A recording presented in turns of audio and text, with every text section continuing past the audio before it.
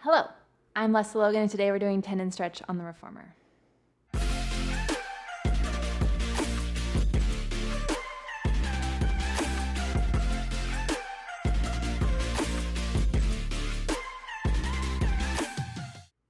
So I think tendon stretch on the reformer just scares the heck out of people. Just does. You're upside down. It feels really scary. The carriage is moving. It's definitely not where you learn tendon stretch. You'll probably learn it on the one-to chair first, but it's a great spot, and I will have in a separate video tips for doing the tendon stretch if you're not ready to do this full thing, right? So let's talk about it. Okay, 2 springs, typically 2 heavy springs.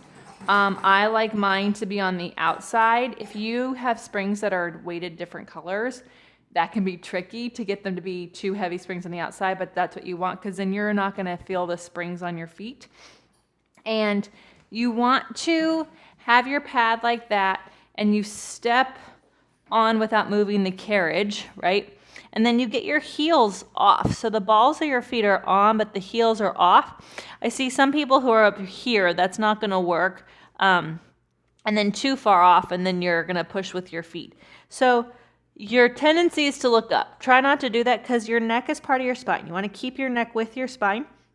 And you want to lift your ribs up. So a lot of people flatten out. You want space. Think elephant on the reformer. And then with your ribs lifting and your heels pushing down, you move the carriage out and in. Now the hips do not go beyond the foot bar. A lot of people fall down into it and they think it's all about pushing out.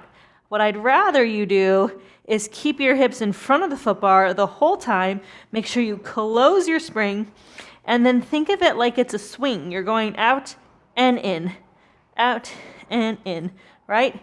So you have, when you ride a spring at the park, you don't take 3 seconds to go out and 1 to come in.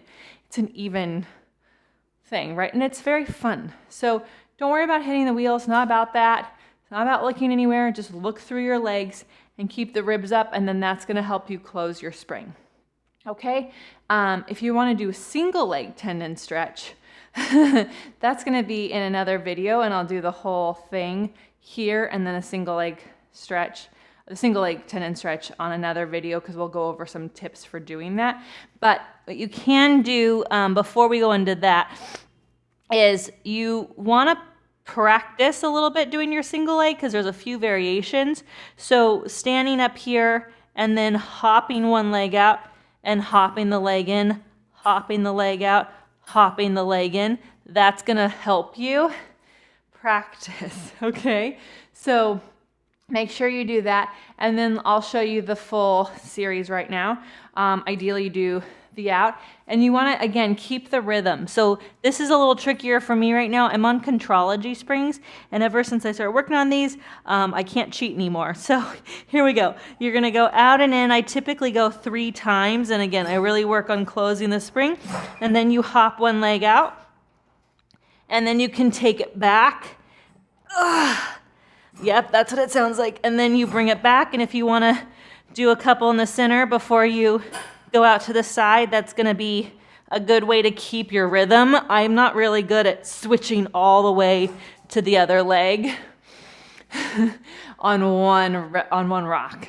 I'm not there yet. So anyways, there is more single leg variations where you kick the leg forward and the leg back, and you do this front, back, and then back, front. We'll do that in another video for you when you're ready.